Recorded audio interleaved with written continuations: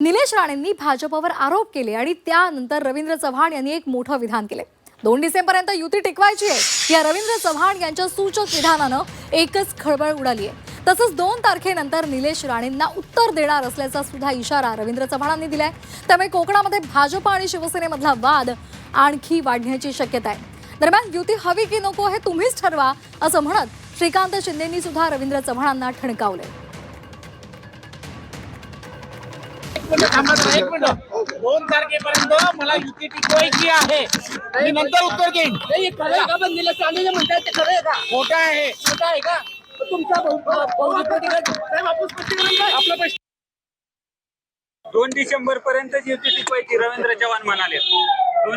2 डिसेंबर पर्यंत मला माहिती नाही ते काय बोलले, मला माहिती ना। मग त्यांना विचारा, त्यांना पुढे पण टिकवायचे का।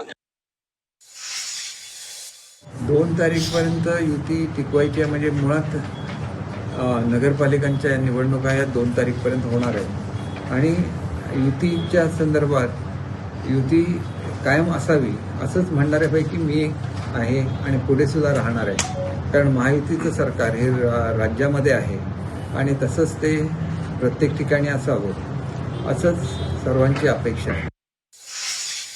आणि या संदर्भात अधिक माहितीसाठी जाणार आहोत आमच्या प्रतिनिधी मनश्री पाठक यांच्याकडे। मनश्री, महायुतीमधली धुसफूस ही अनेकदा आपल्या समोर आलेली आहे। मात्र आता जे महत्त्वाचे नेते आहेत, मोठे नेते आहेत, त्यांच्यामधल्या आता कुरघोड्या टीका टिप्पण्या सुद्धा समोर येत आहेत। त्यामुळे युतीमध्ये नेमकं घडतंय काय? खरं तर जे तू बोललीस की महायुतीमधली धुसफूस यापूर्वी सुद्धा समोर आलेली आहे, मात्र ही धुसफूस आपल्याला स्थानिक पातळीवरून समोर येताना बघायला मिळाली। अगदी थेट वरिष्ठ नेत्यांमध्ये सुद्धा ही धुसफूस किती प्रमाणात वाढली आहे याचं एक उदाहरणच कालच्या वक्तव्यांमधनं पुढे आलेलं आहे। रवींद्र चव्हाणांनी अतिशय धावपळीत, अतिशय जाता जाता कॅमेरासमोर ते असं बोलून गेलेत की 2 डिसेंबरपर्यंत मला युती टिकवायची आहेत, कारण नगरपालिकेच्या निवडणुका आहेत, त्याच्यामुळे 2 तारखेपर्यंत आम्ही संयम बाळगतोय, अशा प्रकारचं ते विधान आहे। मात्र ज्या पद्धतीने निलेश राणेंनी आरोप केले, अगदी पैशांच्या थैल्या दाखवल्या, त्याच्यावरून रवींद्र चव्हाण आणि रवींद्र चव्हाणांचं देखील त्यामध्ये नाव होतं। त्याच्यामुळे रवींद्र चव्हाण यांना प्रश्न विचारणं हे अतिशय स्वाभाविक आहे आणि त्यावर श्रीकांत शिंदे सुद्धा म्हणतात की आता त्यांनाच विचारा की 2 डिसेंबर नंतर नेमकं काय करायचं आहे। सोबतच शशिकांत शिंदे यांचं सुद्धा गेल्या काही दिवसातलं विधान सुद्धा महत्त्वाचं आहे। त्यांनी म्हटलंय की शिंदे असा एक नवीन फॉर्म्युला राज्यामध्ये निर्माण होऊ शकतो।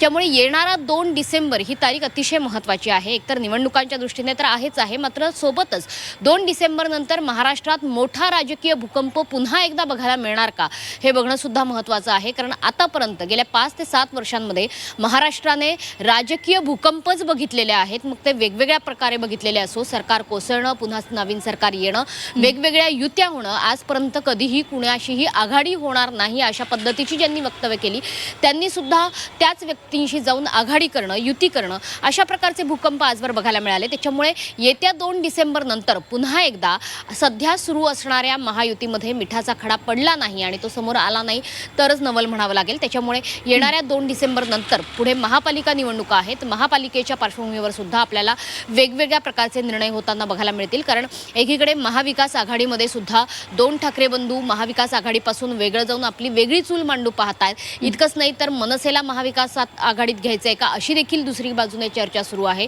काँग्रेसचं पुन्हा एकदा आपल्या नैसर्गिक युती असलेल्या शरद पवारांशी चर्चा करणं सुरू आहे। त्यामुळे एकीकडे महाविकास आघाडीमध्ये या सगळ्या घडामोडी घडत असताना दुसरीकडे महायुतीत सुद्धा काही आलबेल नाहीये। त्याच्यामुळे आणि ते आलबेल नसणं आता अतिशय स्पष्टपणे समोर आलेलं आहे। त्याच्यामुळे रवींद्र चव्हाण यांचं 2 डिसेंबर पर्यंत मला युती टिकवायची आहे या विधानाचे अनेक अर्थ होतात आणि म्हणूनच 2 डिसेंबर ही तारीख महाराष्ट्राच्या राजकारणाच्या दृष्टीने एक वेगळं वळण देणारी ठरेल एवढं निश्चित।